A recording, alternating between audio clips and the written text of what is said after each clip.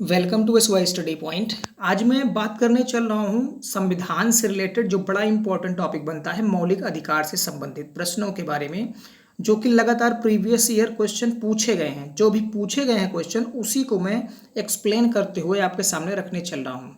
तो चलिए video start करते हैं। पहला क्वेश्चन मैंने रखा है, निवारक नजरबंदी के अंतर्गत किसी व्यक्ति को बिना मुकदमा चलाए कितने दिनों तक बंदी बनाया जा सकता है। बिना मुकदमा चलाए निवारक नजरबंदी के अंतर्गत किसी व्यक्ति को कितने समय तक बंदी बनाया जा सकता है। आपके सामने ऑप्शन है 1 माह, 3 माह, 6 माह या 9 माह। सही आंसर इसका हो जाएगा 3 माह के लिए। टोटल 3 माह के लिए आपको बंदी बनाया जा सकता है नज़रबंदी के अंतर्गत। तो ये बात की गई है आर्टिकल 22(4) में। 22(4) में इसको निवारक नज़रबंदी का प्रावधान किया गया है, जो कि 3 माह बंदी बनाया जा सकता है। अब इसमें इम्पोर्टेंट ये है, अगर इससे अधिक टाइम तक आप नज़रबंदी में रखना हो तो आपको उच्च न्यायालय के न्यायाधीश की अध्यक्षता वाली समिति की अनुशंसा आवश्यक होगी। उच्च न्यायालय के मतलब न्यायालय के न्यायाधीश की जो है वो अध्यक्षता की समिति की अनुशंसा करनी पड़ेगी। अब यहाँ पे आपको इतनी जानकारी मिलती है। नेक्स्ट क्वेश्चन की बात करते हैं। तो भारतीय संविधान का कौन सा अनुच्छेद अस्पृश्यता का उन्मूलन करता है। ये भी बड़ा इंपॉर्टेंट क्वेश्चन है, लगातार ये पूछा ही गया है क्वेश्चन अस्पृश्यता के बारे में। तो बात करते हैं हम अनुच्छेद 14, अनुच्छेद 16, अनुच्छेद 15 या अनुच्छेद 17। तो इसका सही आंसर हो जाएगा अनुच्छेद 17 में अस्पृश्यता के बारे में कहा गया है। अनुच्छेद 17 में तो हम बात कर लेते हैं। अनुच्छेद 14 कहता है समानता का अधिकार। अनुच्छेद 16 में कहा गया है अवसर की समानता। अनुच्छेद 15 में नस्ल जाति भेदभाव करना निषेध बताया गया है अनुच्छेद 15 में। अब बात करते हैं हम अनुच्छेद 17 की। अनुच्छेद 17 में कहा गया है अस्पृश्यता के उन्मूलन के बारे में, एबोलिशन ऑफ अनटचेबिलिटी का प्रावधान अनुच्छेद 17 में कहा गया है। तो यहाँ से आपको इतनी जानकारी मिलती है। नेक्स्ट क्वेश्चन है, निम्नलिखित में से कौन सा युग्म सुमेलित नहीं है। इसमें से कौन सा सुमेलित नहीं है। अनुच्छेद 14 विधि के समक्ष समानता, अनुच्छेद 16 अवसर की समानता, अनुच्छेद 17 उपाधियों का अंत या अनुच्छेद 18 सैन्य उपाधियों की अनुमति। तो यहाँ से अभी मैंने प्रीवियस क्वेश्चन डिस्कस किया, अनुच्छेद 17 जो है वो रिलेटेड है अस्पृश्यता से, ना कि उपाधियों के अंत से। अनुपाधियों का अंत जो है वो अनुच्छेद 18 में डिस्कस किया गया है। तो यहाँ से आपको इतनी जानकारी मिलती है। नेक्स्ट क्वेश्चन की बात करते हैं। इसमें कहा गया है भारतीय संविधान द्वारा प्रदत्त एक मौलिक अधिकार नहीं है। इन चारों ऑप्शन में से कौन सा एक मौलिक अधिकार नहीं है, इसको आपको सही आंसर बताना है। ऑप्शन आपके सामने है समता का अधिकार, स्वतंत्रता का अधिकार, संपत्ति का अधिकार या शोषण के विरुद्ध अधिकार। तो इसमें सही आंसर हो जाएगा संपत्ति का अधिकार। संपत्ति का अधिकार जो कि पहले एक मौलिक अधिकार था, लेकिन 44वें संविधान संशोधन 1978 द्वारा इसे हटाकर लीगल राइट्स या विधिक अधिकार में शामिल कर दिया गया, जो कि अनुच्छेद 300 का में रखा गया है। जो कि अनुच्छेद 300 का में रखा गया है। संपत्ति के अधिकार को हटाया कब गया, इसको हटाया गया 44वें संविधान संशोधन 1978 द्वारा, जो कि अनुच्छेद 19(1) के चा में था। अब हटा के 300 का में कर दिया गया है इसको। नेक्स्ट क्वेश्चन की बात करते हैं। प्रेस की स्वतंत्रता किस अधिकार में निहित है। प्रेस की स्वतंत्रता को किस अधिकार में रखा गया है। विधियों का समान संरक्षण, भाषण की स्वतंत्रता, संघ बनाने की स्वतंत्रता या इनमें से कोई नहीं। तो प्रेस की स्वतंत्रता को रखा गया है भाषण की स्वतंत्रता में। प्रेस की स्वतंत्रता किस में रखा गया है, भाषण की स्वतंत्रता, जिसमें कहा गया है वाक एवं अभिव्यक्ति की स्वतंत्रता, जो कि अनुच्छेद 19(1) के का में रखा गया है। अनुच्छेद 1 के का में रखा गया है। अगले क्वेश्चन की बात करते हैं हम। भारतीय संविधान का अनुच्छेद 19 प्रदान करता है। अनुच्छेद 19 कितने प्रकार की स्वतंत्रता प्रदान करता है। आपके सामने ऑप्शन है 6 प्रकार की स्वतंत्रता, 7 प्रकार की स्वतंत्रता, 8 प्रकार की स्वतंत्रता या 9 प्रकार की स्वतंत्रता। तो इसमें सही आंसर हो जाएगा 6 प्रकार की स्वतंत्रता का। 6 प्रकार की स्वतंत्रता प्रदान करता है अनुच्छेद 19। पहले 7 प्रकार की स्वतंत्रता थी, लेकिन अभी मैंने प्रीवियस डिस्कस किया 44वें संविधान संशोधन 1978 द्वारा संपत्ति के अधिकार को हटा के एक लीगल राइट बनाया गया है, जो कि 300 का में रखा गया है, 300 का में रखा गया है, 301 में रखा गया है। इसको आपको यहाँ से इतनी जानकारी मिलती है। अब इसमें मेनली देखा गया है स्वतंत्रता है जो 6 प्रकार के प्रदान हैं: अभिव्यक्ति, सम्मेलन करने की, संघ बनाने की, आबाद, संचरण, निवास, व्यापार। ये 6 प्रकार की स्वतंत्रताएं अनुच्छेद 19 में रखी गई हैं। नेक्स्ट क्वेश्चन की बात करते हैं हम। भारतीय संविधान के अनुसार जीवन का अधिकार है। जीवन का अधिकार क्या है? इसमें से क्या राजनीतिक अधिकार है, आर्थिक अधिकार है, मौलिक अधिकार है या धार्मिक अधिकार है? तो इसमें से सही आंसर हो जाएगा जीवन का अधिकार एक मौलिक अधिकार है। जीवन के अधिकार की बात की गई है संविधान के अनुच्छेद 21 में, जो कि एक मौलिक अधिकार के अंतर्गत आता है, जो कि एक मौलिक अधिकार के अंतर्गत आता है। इसको माइंड में आप रखिए, अनुच्छेद 21 में ये बात कही गई है। नेक्स्ट क्वेश्चन की बात करते हैं। 6 से 14 वर्ष की आयु के सभी बच्चों को शिक्षा का अधिकार, यह कैसा अधिकार है? क्या मौलिक अधिकार है, विधिक अधिकार, सांविधिक अधिकार या इनमें से कोई नहीं?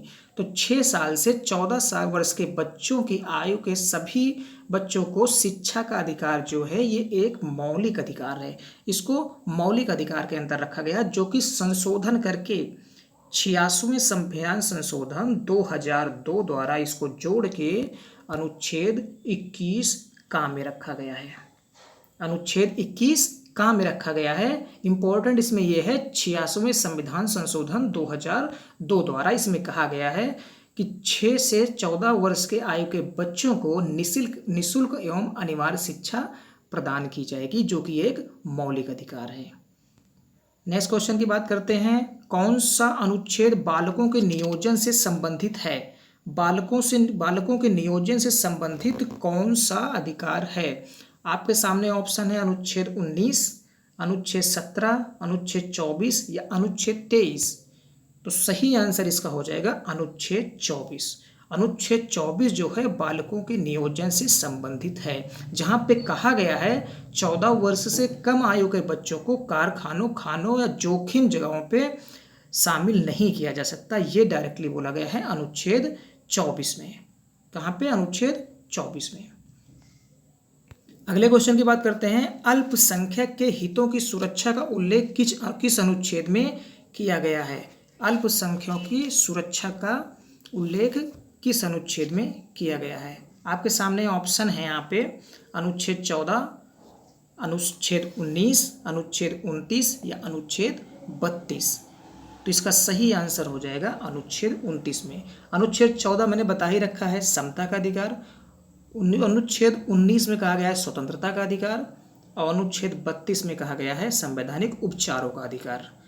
तो यहाँ पे सही आंसर हो जाएगा अनुच्छेद 29। अनुच्छेद 29 में डायरेक्टली बोला गया है कि भारत के राज्य क्षेत्र में किसी भाग के निवासी या नागरिकों को अपनी लिपि या संस्कृत को बनाए रखने का अधिकार दिया गया है, जो कि अल्पसंख्यक के हितों की सुरक्षा का उल्लेख है अनुच्छेद 19 में। नेक्स्ट क्वेश्चन की बात करें। मौलिक अधिकार कौन निलंबित कर सकता है? मौलिक अधिकार को निलंबित कौन कर सकता है? आपके सामने ऑप्शन दिख रहे हैं राज्यपाल, राष्ट्रपति, विधि मंत्री या प्रधानमंत्री। आपके सामने ये ऑप्शन है राज्यपाल, राष्ट्रपति, विधि मंत्री या प्रधानमंत्री। तो इसका सही आंसर हो जाएगा राष्ट्रपति द्वारा मौलिक अधिकार का निलंबन किया जा सकता है। अब ये कंडीशन कब आएगी, किस कंडीशन में? अनुच्छेद 358 के तहत। अनुच्छेद 358 के तहत जब युद्ध या बाह्य आक्रमण होता है भारत के किसी क्षेत्र पे, तो फिर अनुच्छेद 19 में उल्लिखित मूल अधिकार स्वतः निलंबित हो जाते हैं। अनुच्छेद 19 में जो भी मैंने 6 प्रकार के अधिकार बताए वो स्वतः ही निलंबित हो जाते हैं। सेकंड पॉइंट, अनुच्छेद 359 में कहा गया राष्ट्रपति को यह अधिकार दिया गया है कि आपातकाल के समय में अनुच्छेद 20 और 21 को छोड़ के अन्य किसी भी मूल अधिकार का परिवर्तन निलंबन कर सकता है। अब इसमें इंपॉर्टेंट है अनुच्छेद 20 व अनुच्छेद 19 को छोड़ के बाकी सारे मूल अधिकार का निलंबन राष्ट्रपति कर सकता है अनुच्छेद 359 के तहत। तो यहाँ पे मैंने 358 अनुच्छेद बताया किस कंडीशन में, युद्ध या बाह्य आक्रमण के टाइम पे। अनुच्छेद 19 के जितने भी 6 प्रकार के आपके स्वतंत्रता है उसको निलंबित किया जा सकता है। सेकंड कंडीशन, अनुच्छेद 359 में राष्ट्रपति अनुच्छेद 20 और 21 को छोड़ के अन्य सभी मूल अधिकार को निलंबित कर सकता है या परिवर्तन कर सकता है। नेक्स्ट क्वेश्चन है, मौलिक अधिकारों के संरक्षण की शक्ति दी गई है। मौलिक अधिकारों का संरक्षण किसके द्वारा किया गया है या शक्ति किसको प्रदान है? तो आपके सामने ऑप्शन यहाँ पे दिख रहे हैं, भारत के सभी न्यायालय को, संसद को, राष्ट्रपति को, या सर्वोच्च न्यायालय या उच्च न्यायालय को। तो आप अपने अकॉर्डिंग इसका आंसर टिक करते रहिएगा और लास्ट में मुझे जरूर बताइएगा आपके कितने आंसर यहाँ पे सही हुए।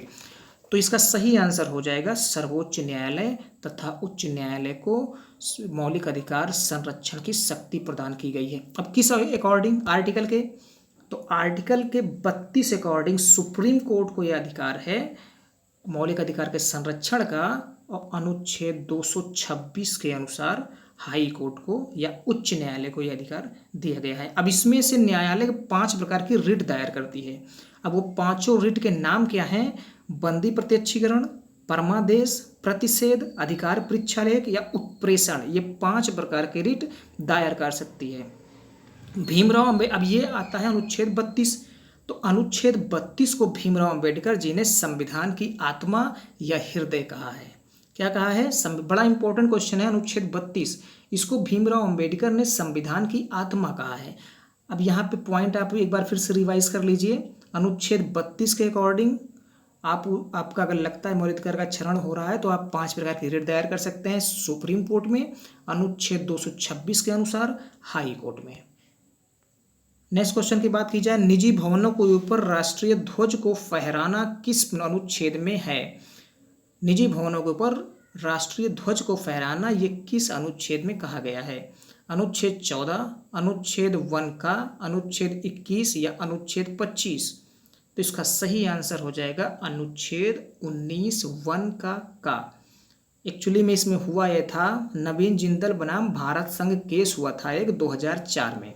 इसमें डायरेक्टली उच्चतम न्यायालय ने निर्णय लिया था कि निजी भवनों के ऊपर राष्ट्रीय ध्वज फहराना संविधान के 19 1 का में वर्णित है, जो कि एक मौलिक अधिकार होगा।